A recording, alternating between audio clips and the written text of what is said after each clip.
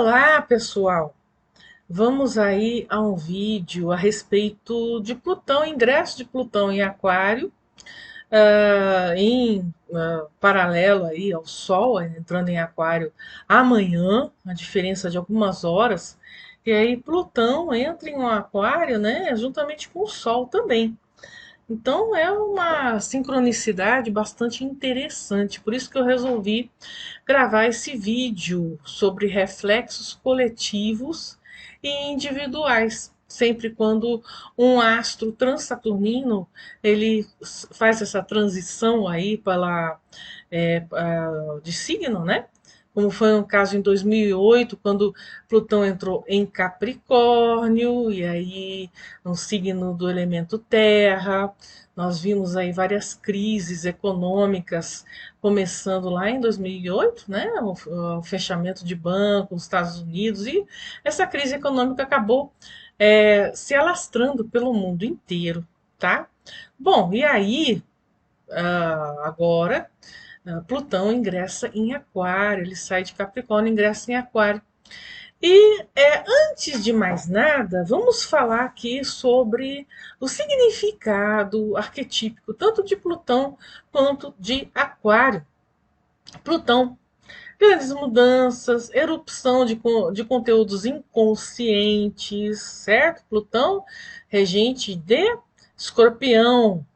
Ele é o Hades, que é o dono dos infernos, das profundezas da Terra, do underground. Então, crises são previstas. Aliás, as crises, né? Para quem está acompanhando lá as minhas publicações desde o começo de 2023, o Plutão entrou em Aquário brevemente aí em meados de 2023, né? Ele fez esse movimento direto, retrógrado, tá? Já viu aí algumas comparações, algumas análises entre o que está acontecendo no mundo e o ingresso, a aproximação de Plutão em Aquário, tá? Então a destruição, certo? Plutão entre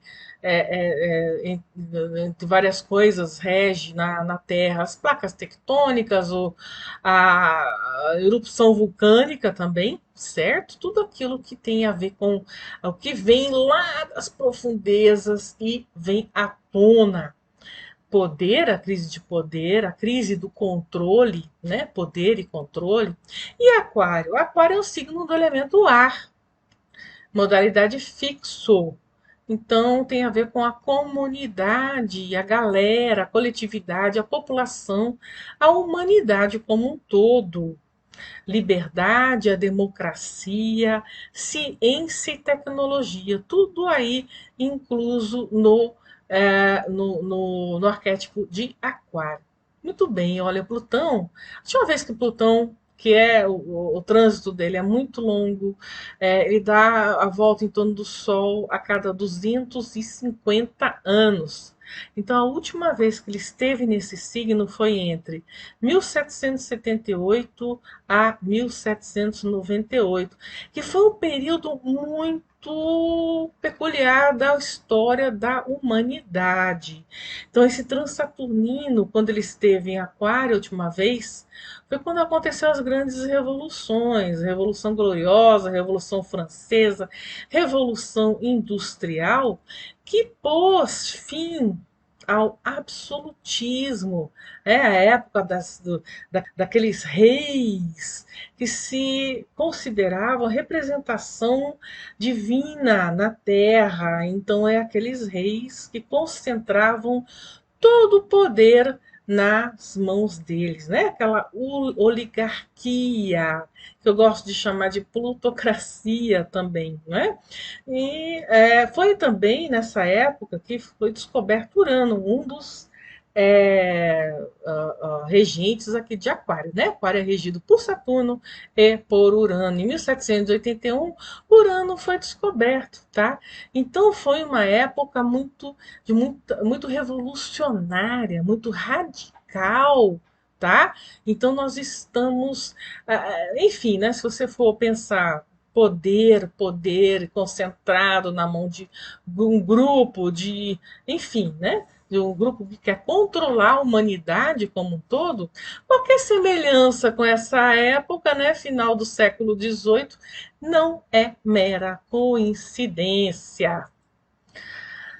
Bom, é interessante lembrar aqui do mito, que tem, né, o mito aquariano é um mito que tem muito a ver com o arquétipo de aquário. Essas histórias mitológicas, tá? Elas despertam muito a nossa imaginação ativa e faz com que a gente entenda tanto as crises e os processos de mudança da coletividade da humanidade, como os particulares nossos, os individuais, os singulares da gente. Porque Plutão em Aquário vai mexer com a nossa alma, com o nosso inconsciente, e assim como com o inconsciente coletivo também. Não vamos a Prometeu, né? O que, que Prometeu fez? Prometeu era um titã que tinha um irmão, né?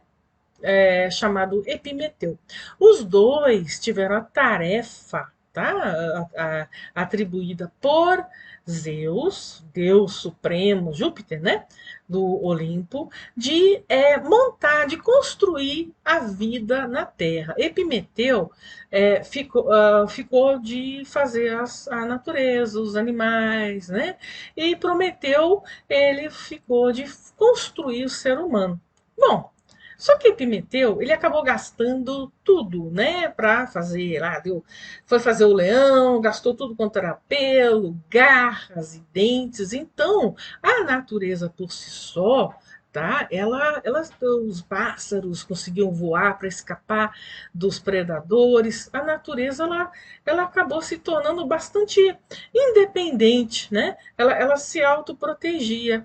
Quando Prometeu foi fazer o ser humano, ele percebeu que o ser humano não tinha defesa nenhuma, não tinha pelo, não tinha garras, não tinha nada para se defender. Iria virar uma presa fácil. Então, o que, que ele fez? Prometeu, né, que é um revolucionário uraniano, aquariano, ele entregou o poder do fogo para a humanidade, tá? Agora, se a gente fez. Legal, aí o ser humano foi lá, conseguiu se aquecer quando no inverno, iluminar também, né? À noite, cozinhar comida, tá? Só que se a gente colocar isso de uma forma mitológica, metafórica, o que será que Prometeu realmente nos concedeu? Ele concedeu conhecimento, tá? Então ele é uma espécie de Lúcifer ali da mitologia cristã, né? Lúcifer também é o mensageiro da luz e que também trouxe as verdades, né? Iluminou, deu conhecimento, habilidade do conhecimento, da inteligência para o ser humano. Então Prometeu fez isso, tá? E assim como Lúcifer, que foi expulso, né? Foi chutado aí do reino de Deus, né? Prometeu, ele teve um castigo até pior. Ele foi acorrentado a um monte e, como ele era imortal, ali acorrentado, todo dia vinha uma águia e devorava, picava o seu fígado. Só que, como ele era imortal, o fígado se recompunha e aí ele passava por esse sofrimento eterno, só porque ele foi rebelde. Ele entregou a habilidade do fogo, da inteligência, do conhecimento, da luz para o ser humano se defender, para o ser humano ter a habilidade, ter esse conhecimento que os deuses se enciumaram, tá? Bom, tudo bem, fogo. Só que o fogo, ele tem um lado assim, né, que causa incêndios e queimadas e é, é uma habilidade que é perigosa. Todas as habilidades, todo o conhecimento, ele pode ser perigoso, ele pode se voltar contra si mesmo, mas enfim, é a vida, tá? pelo menos o ser humano ele tem essa habilidade, ele tem esse conhecimento. Ele não continua nas trevas, a escuridão e virou presa fácil ou escravo dos outros que tinham o poder da luz, né? Então a humanidade ela conseguiu é, ter um status divino também, poder enfrentar, confrontar os deuses, tá? Qual que é a nossa maior ferramenta hoje que a humanidade tem, tá? Que não é exclusiva só dos poderosos, dos oligarcas, mas que eles estão tentando tirar da gente a liberdade de expressão, certo? Aqui quem leu George Orwell, 1984, sabe muito bem que está tentando instaurar no mundo como um todo o Ministério da Verdade. Ou seja, o que a ciência fala, né? Ciência, que é de aquário, nós temos que acatar. O que a mídia diz, nós, humanidade, temos que acatar. Questionar não está sendo uma opção. A inteligência artificial ela está dominando vários cenários, fazendo com que o ser humano volte para as trevas, volte para a época, né, em que a civilização simplesmente obedecia, a época em que a civilização acreditava que o Luís XIV era a encarnação de Deus aqui na Terra.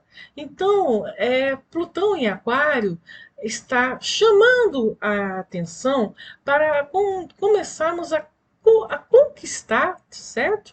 A não deixar com que esses deuses aí se impondo à humanidade, o Ministério da Verdade, os oligarcas, os bilionários, as famílias que dominam o cenário aí, né? E que instituições como essas instituições que comandam o mundo como um todo, que querem impor restrições e censuras e impostos para o mundo, impostos mundiais, certo? Estão tirando cada vez mais a nossa luz, o nosso fogo, o nosso poder de decisão, o nosso poder de questionamento, porque cada um tem a responsabilidade ética do ato. Podemos escolher, podemos ter opinião, não precisamos seguir o Ministério da Verdade. Por isso que eu acredito que Plutão em Aquário pode causar grandes crises, já está causando, né? Porém, é de suma importância que exista, que nós tenhamos esse contato com esse Prometeu aí renascido, tá? Para que nós não né, somos obrigados a abrir mão das nossas liberdades. Bom, na antiguidade existia aqui, né, no finalzinho aqui da Idade Média, existia aqui um alquimista e astrólogo alemão, Heinrich Conrad. Ele era muito estudado e pesquisado por Jung, que também tinha grandes afinidades com a alquimia e a astrologia. E o Conrad, ele falava muito a respeito da era de Saturno, da época, né, da fase em que a humanidade passaria por uma grande transformação, despertar da autoconsciência. Ele dizia que nessa época, nessa era de Saturno, é quando a humanidade teria contato com todos esses conhecimentos mais que na época, né, eram restritos e muitas vezes eram objeto de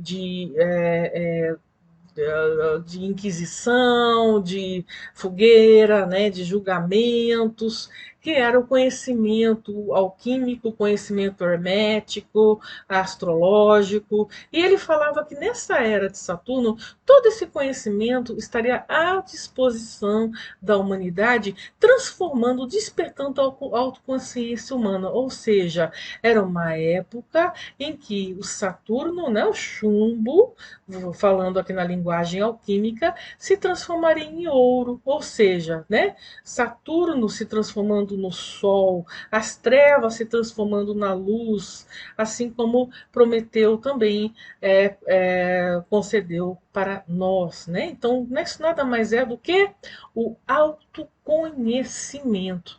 E por que ele falava era de Saturno? Ora, na antiguidade, era conhecido os planetas até Saturno, certo? Os sete guardiões, os sete sábios. Só que Saturno era regente de Aquário e de Capricórnio também, né? Tem dupla regência. Então, o que o Conrad queria dizer era o seguinte: essa era, a era de Aquário, a era de Capricórnio também, que vem depois de Aquário, em que a humanidade ela tem a possibilidade de transformar, de entrar em contato com todos esses conhecimentos antigos, de aproximar a ciência da espiritualidade. Tá? Isso é uma das premissas da Era de Aquário. Né? Então, esse esse trânsito por Plutão em Aquário é mais um despertar, mais um momento dessa transição. A era de Aquário, a gente sabe muito bem, apesar das várias opiniões diferentes, mas nós sabemos muito bem que estamos nos aproximando, que estamos no final dessa transição da era de Peixes para a era de Aquário. E essa era de Aquário, ela, né, de acordo com outros profetas como Aleister Crowley, né, em Telemann, é a aproximação, é o método científico e juntamente com o conhecimento, os valores da espiritualidade. Nós sabemos que hoje a ciência ela virou um objeto aí das oligarquias também, dos poderes aí absolutistas de certas Big Pharmas, de certas entidades mundiais em que não podemos questionar, né? Mesmo assim, percebemos que a ciência está se tornando cada vez mais falha. As doenças, principalmente, né, falando sobre a questão da medicina, as doenças elas estão ficando cada vez piores, a mortalidade, a depressão, ela está chegando para pessoas cada vez mais jovens, então tem algo muito errado, né? Tem algo que precisa ser revisto, que precisa entrar numa grande crise de transformação, né? E aí sim entrarmos numa nova era da ciência quântica, da ciência que aproxima o ser humano da espiritualidade, que aproxima todas esses conhecimentos antigos, tá? Que realmente eles tinham uma razão de existir, que tinham um despertar muito grande, personalidades como Paracelso, por exemplo, como Nicholas Culpeper, até mesmo a homeopatia, que a antroposofia, que infelizmente estão sendo objeto de bombardeio, né? Afinal de contas, a homeopatia, assim como várias medicinas naturais, medicinas vibracionais, elas são baratas, elas são preventivas, o que não interessa para o poder absoluto instaurado nos dias de hoje. Bom, agora vamos aqui aos reflexos, tanto coletivos quanto individuais também, né? Sabemos que Aquário é um signo de ar, né? É um signo de modalidade fixo, certo? Então, os outros signos de modalidade fixo, assim como Aquário, que vai, né? Todos os astros, você tem astros pessoais, principalmente, em Aquário, ascendente, meio do céu. Lembrando aqui que a astrologia não se resume só em Sol, tá, gente? Eu acho que quem está assistindo esse vídeo, conhece meu trabalho, sabe que essa coisa do catastrofismo, da superficialidade, da astrologia fast food, não é minha praia, né? Então, o que eu posso dizer, e aí fica uma coisa muito abrangente, porque Plutão em Aquário, pasme, vai entrar agora em 2024. Se eu não me engano, em algum momento vai voltar para os 29 graus de Capricórnio, mas de 2024 a 2043 19 anos, né? Plutão vai ficar em Aquário. Então, nesses 19 anos, ou até mais, né? Porque existe a orbe. Então, se você já tem algum, por exemplo, um planetinha no começo de Touro, de Escorpião, já está sentindo o bafo de Plutão em Aquário, já está sentindo que é o momento de destruir e renascer, de terminar certos processos, certas resistências e renascer, certo? Agora, o interessante, né? Leão, que sofre a oposição, touro e escorpião, são os signos que vão ter que ficar mais espertos, são os signos que vão ter que abrir mão de certas resistências, se as resistências ser a autoridade, né? E muito do autoritarismo, do absolutismo, né? Vai ser destruído ao longo desses 19 anos, tá?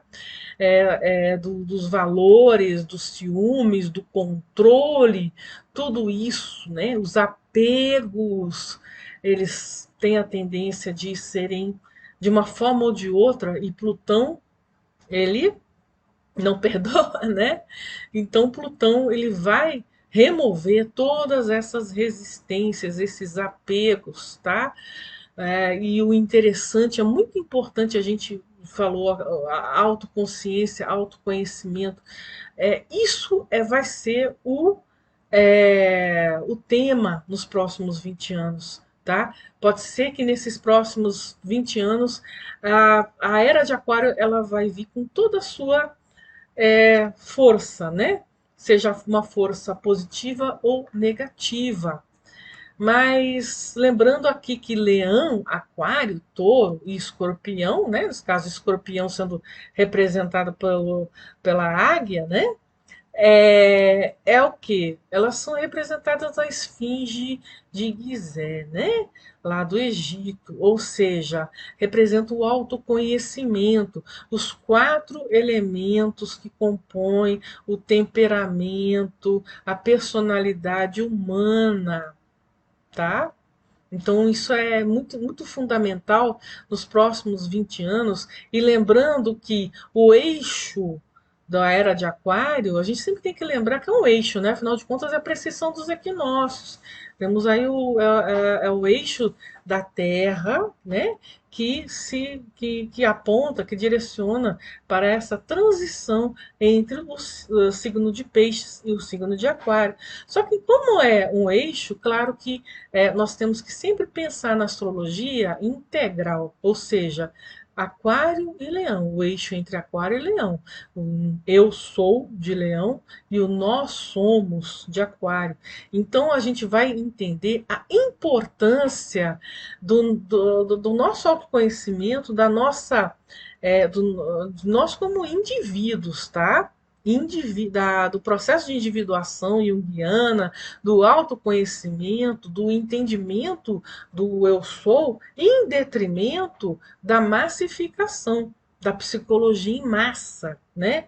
Que está sendo imposto pelo absolutismo atual, né? Então hoje cada pessoa que não se insere dentro de uma ideologia, dentro de uma coisa populista, dentro de um grupinho fechado, é vista com maus olhos, é cancelada, como se fala nos dias de hoje, né? Mas isso é muito perigoso para a gente manter o discernimento, a lucidez e o foco no nosso processo de individuação, na nossa autoria existencial. Já os outros signos de Gêmeos, de ar, né? Gêmeos e Libra, vão receber ao longo desse período um trígono bacana, né? Um desenvolvimento da capacidade de reflexão, de comunicação, parcerias, de relacionamento, né? Como se comunicar com o outro, como, né? Qual que tipo de mudança nos relacionamentos também tem muito a ver justamente com a propagação da liberdade de expressão, a propagação de conhecimento que a própria internet, que é esse fogo de Prometeu, né, 2.0, está, né, proporciona à humanidade. Tá? Já Áries e Sagitário recebem um sextil. Tá? Sextil é um ângulo de 60 graus produtivo, que faz com que o signo, né, de fogo cardinal como Áries consiga ver outras alternativas para a sua capacidade de pioneirismo. E Sagitário, muito importante, outras alternativas para suas crenças, para seus códigos de ética, para a sua sabedoria, para o seu conhecimento, né? Então observe como que Plutão em Sagitário mexe muito com a visão de mundo, o conhecimento, a ciência, a comunicação, a capacidade de estabelecer contatos, a capacidade de estabelecer as parcerias e o entendimento entre as pessoas, tá? Só 19 anos. Claro, né, gente? Isso aqui é singular para cada um de vocês que está ouvindo, tá? Ai, meu Sol em Áries. Ótimo, você tem o Sol em Áries, mas será que você sabe se você tem uma Vênus em Touro? Será que você sabe se você tem uma Lua em Escorpião, né? Então, eu aconselho vocês a fazerem um mapa, a ver quais são os próximos passos, a orientar nesse processo de autoconhecimento muito importante, porque nós sabemos, vocês sabem, percebemos que esse período aqui é um período revolucionário que pode ser comparado lá com o final do, do século XVIII, né? Só que no século XVIII tinha a guilhotina. E agora, o que vai ser? Né? Como que nós não vamos deixar da nossa liberdade? Como nós não vamos abrir a mão da nossa liberdade e deixarmos ser dominados? É muito difícil, tá? Nós não compactuarmos com o ministério da verdade, tá? E aí, palavrinhas finais aqui, entendimentos finais de Nietzsche e do Jung, né? Outros profetas, visionários, né? Nietzsche, ele fala lá naquele livro dele, assim falava Zaratustra, né? Ele falava mencionava um super-homem, o Übermensch, né? Eu coloquei aqui o Übermensch, Além do Bem e do Mal, né? Que é outro livro dele, que nesse livro, né? Essa figura do super-homem não é o super-homem alienígena que conseguia sei lá, né? Evitar uma ponte se partir.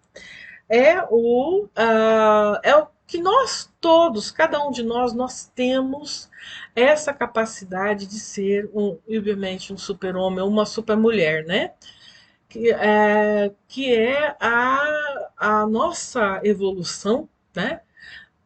Além das amarras, além dessa escuridão, além do ministério da verdade, além dessa massificação que é, infelizmente, o lado B da era de Aquário.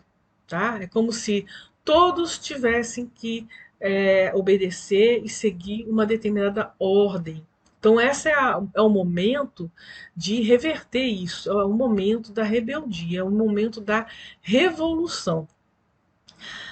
Olha o que a Liz Green, nesse livro magnífico, Jung Astrólogo, diz aqui. A convicção de Nietzsche de que a humanidade estaria progredindo rumo a um objetivo que reside além do bem e do mal, sugere a ideia do ser humano totalmente individualizado, cujo surgimento Jung esperava que se desse no novo Aion. Aion era em grego, né?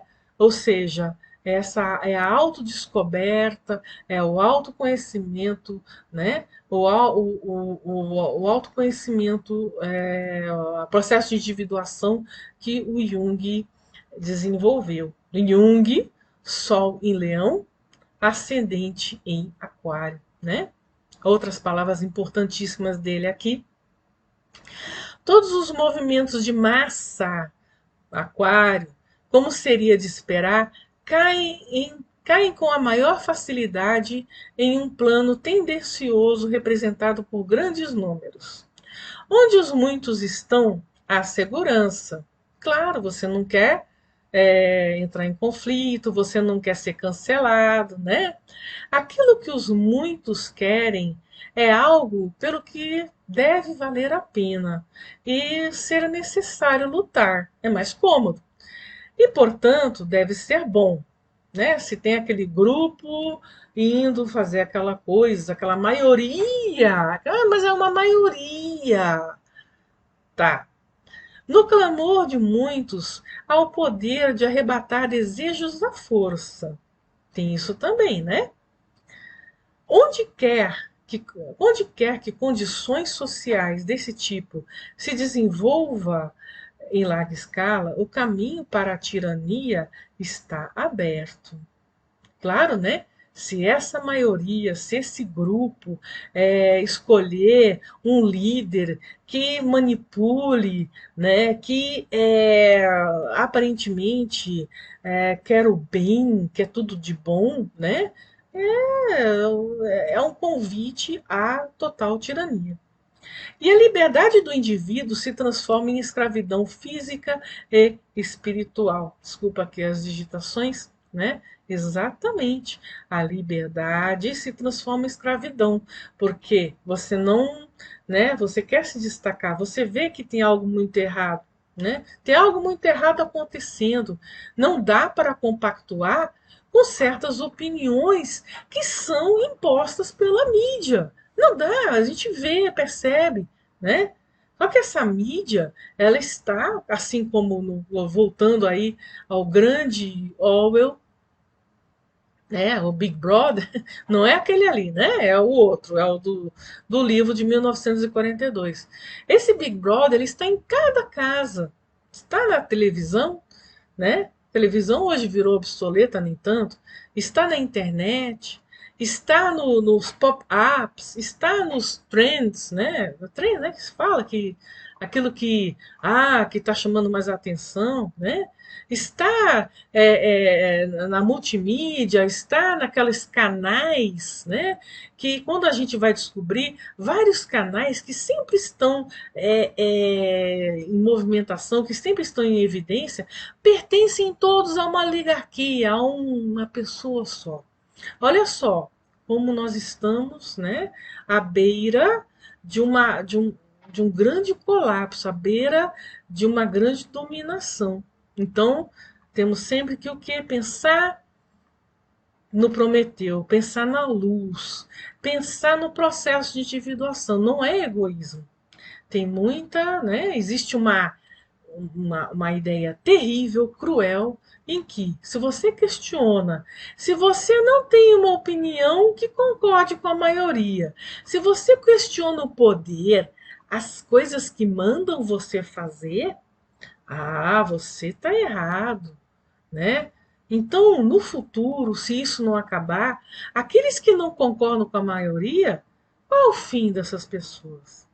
Pensem nisso, obrigada por assistir. Um grande abraço leonino.